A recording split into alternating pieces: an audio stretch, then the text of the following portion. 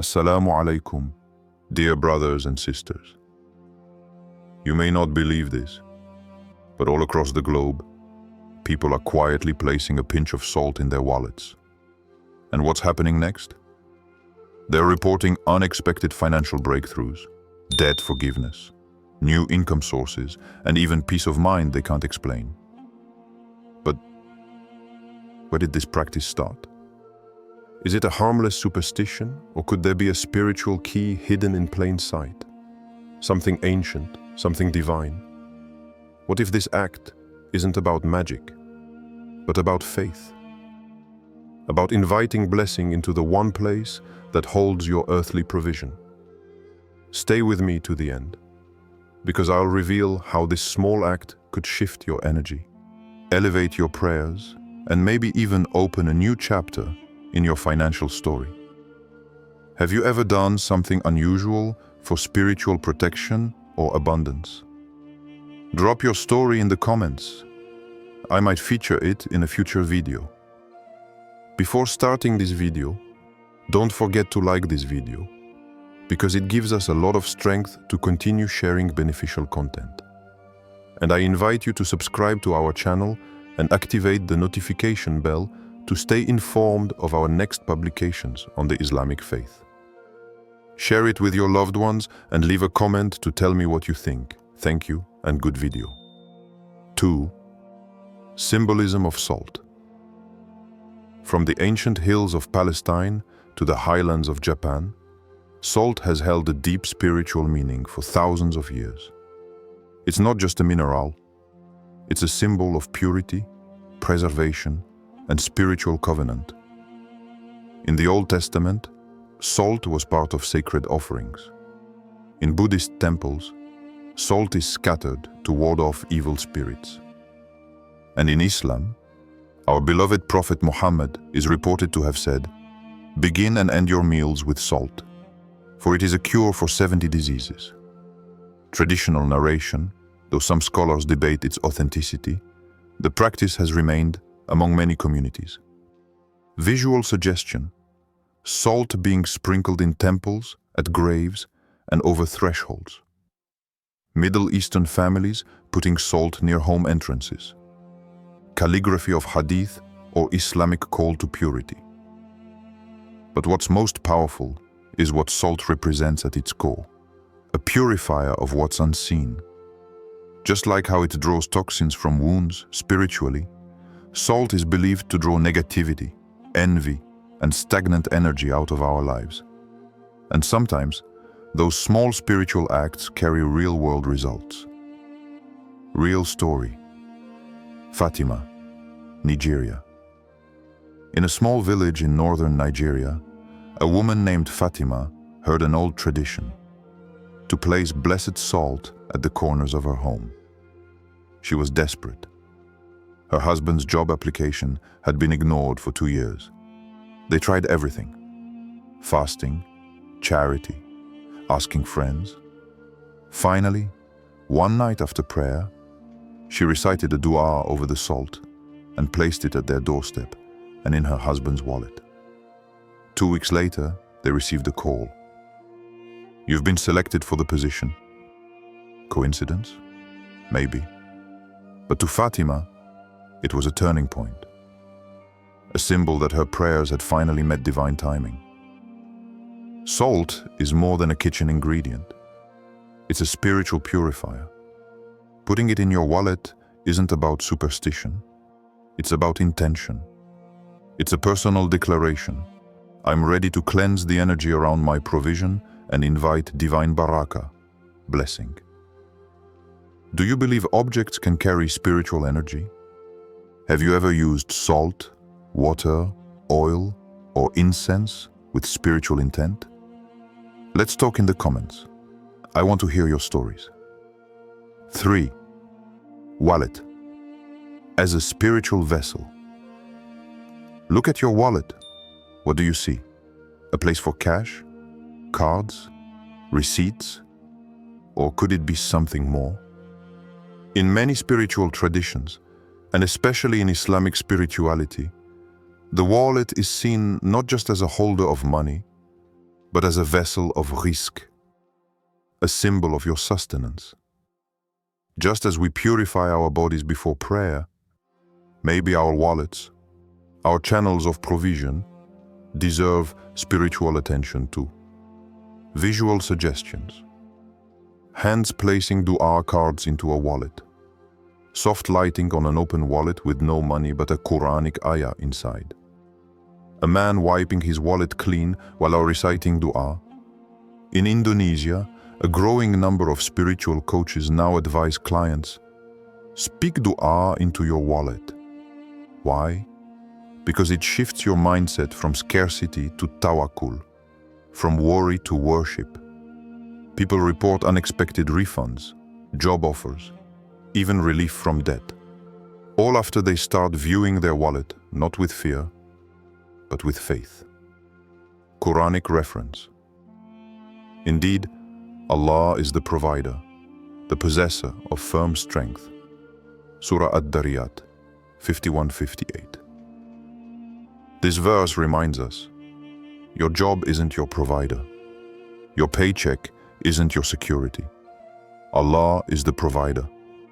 The wallet is just one of many vessels He can fill, if it's open, cleansed and aligned with faith. What if your wallet is not just a leather pouch, but a mirror of your mindset about provision?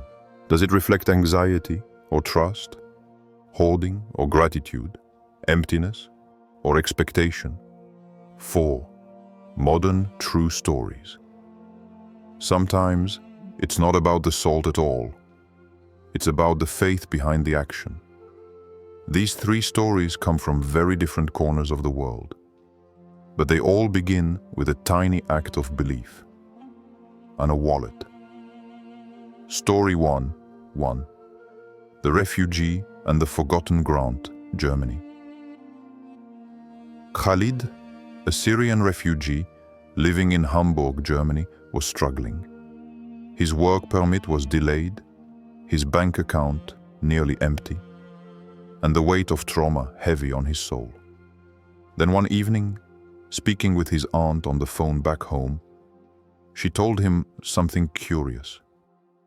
Take a pinch of salt from Syria. Pray over it. Put it in your wallet. Ask Allah to open what's closed.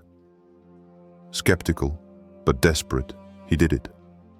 He took the salt she'd mailed months earlier, recited Surah Al-Fatiha with trembling hands, and tucked it into a small pouch in his wallet. 3 days later, a letter came from the city. You have been approved for a retroactive refugee support grant, 8 months overdue. Khalid wept, not just because of the money, but because it felt like a sign that he hadn't been forgotten. Visual suggestions. Refugee documents. Soft hands holding a pouch. A wallet with aged Syrian salt tucked inside. Close-up of relief and silent gratitude. Story 2. The Single Mother and the Missing Support, USA. In Detroit, Michigan, a young single mother named Brielle came across a viral TikTok. Put salt in your wallet and something good will happen. She laughed. She had $14 to her name and didn't believe in weird hacks. But that night, after her son fell asleep, she remembered her grandmother used to bless her purse with salt when she was little. What's the harm? She whispered. She spoke a simple prayer. God, I need help. Please make a way.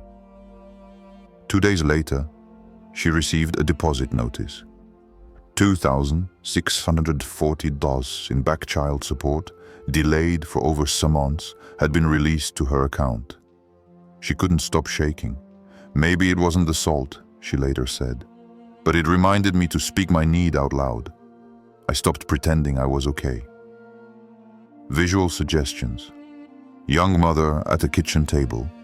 Phone notification. $2,640 received. Peaceful smile and tears of relief. Story 3. The merchant and the Friday ritual, Pakistan. In Lahore, Pakistan, Samir runs a modest spice shop passed down from his father. Business had slowed to a crawl post-COVID. He was falling behind on rent. One Friday, after Jummah prayer, he heard an old Sufi teacher speak about intention. Clean your wallet, place salt in it with Bismillah and ask Allah for pure rizq. Do it every Friday. Samir obeyed.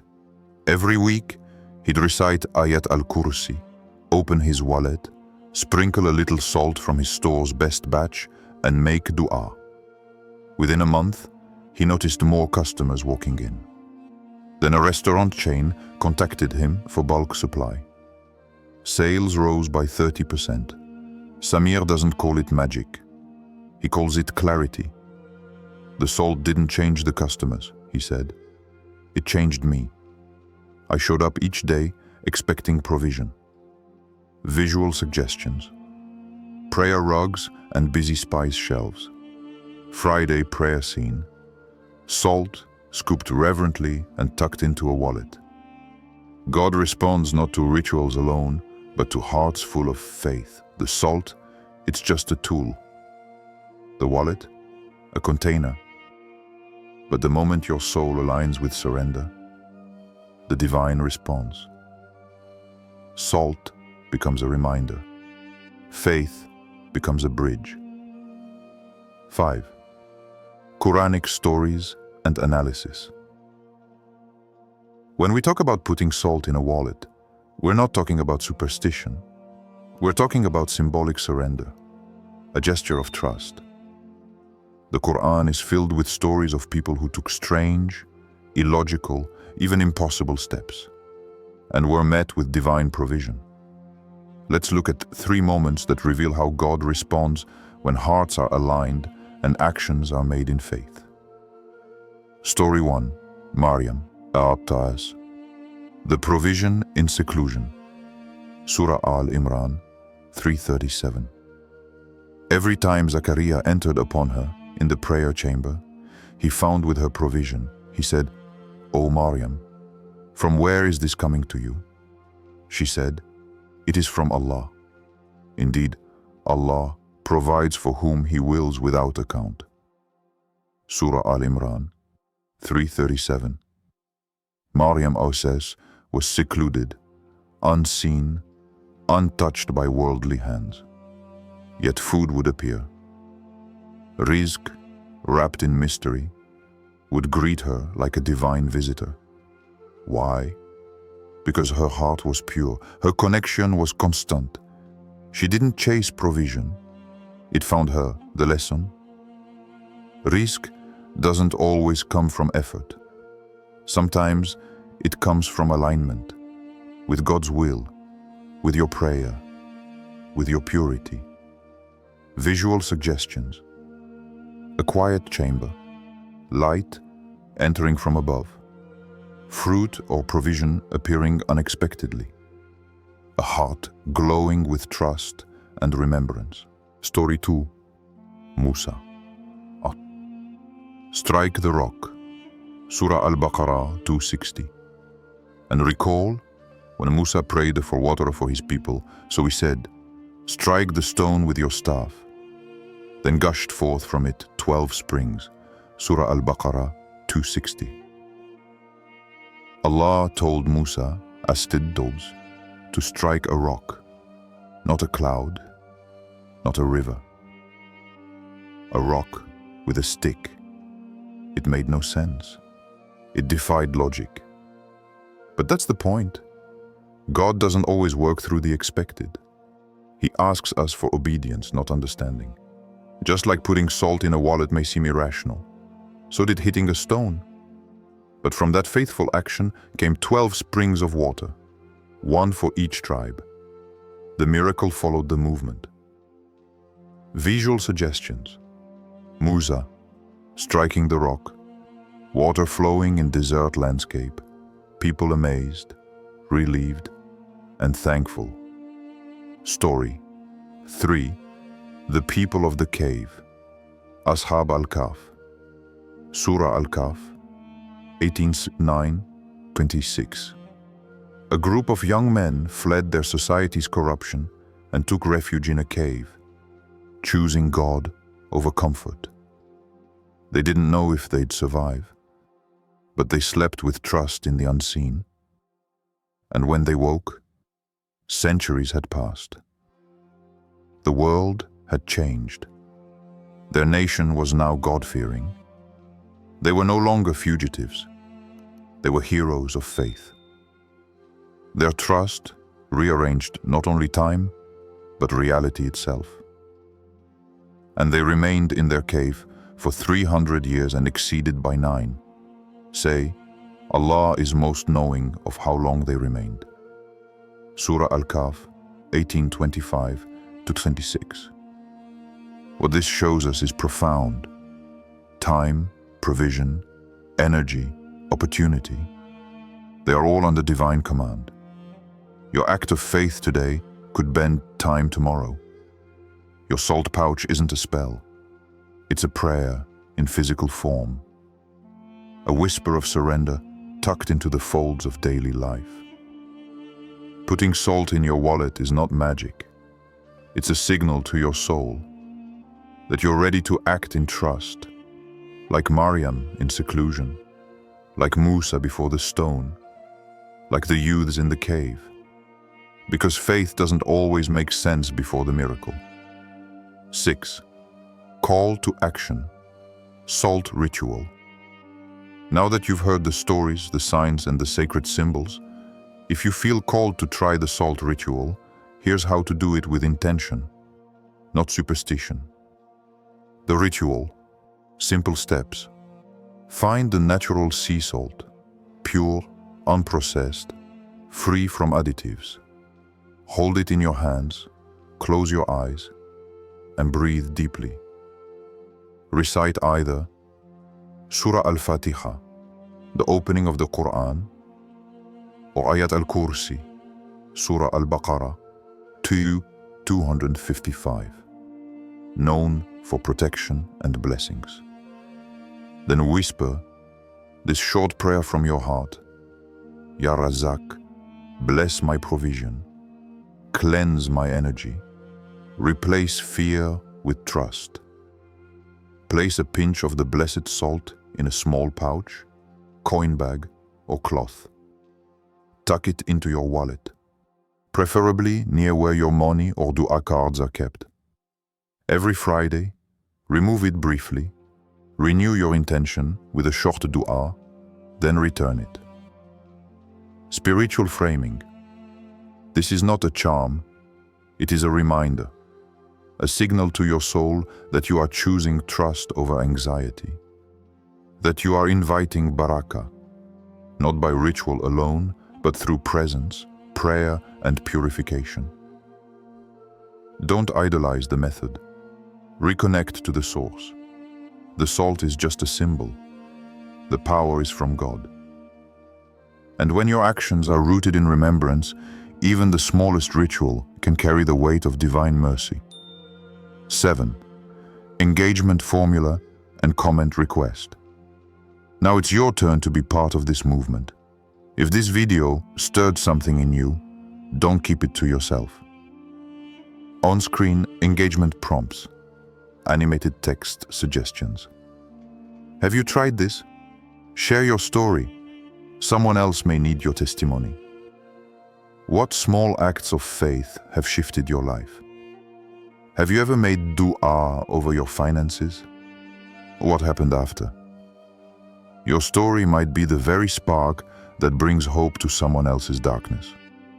I'll be selecting a few stories from the comments to feature in the next episode, with your permission, of course. So take a moment, speak it, share it. Tag someone who needs this kind of financial healing and spiritual clarity. Let's create a space in the comments filled with hope, faith, and Barakah stories. Your voice may be someone's light. 8. Conclusion, outro. Sometimes, faith asks us to do things that don't make sense, like placing a staff against stone, like hiding in a cave for centuries. like putting salt in your wallet. But in the Quran, the miracles didn't come before the action. They came after the obedience, after the surrender, after the trust. Visual suggestions.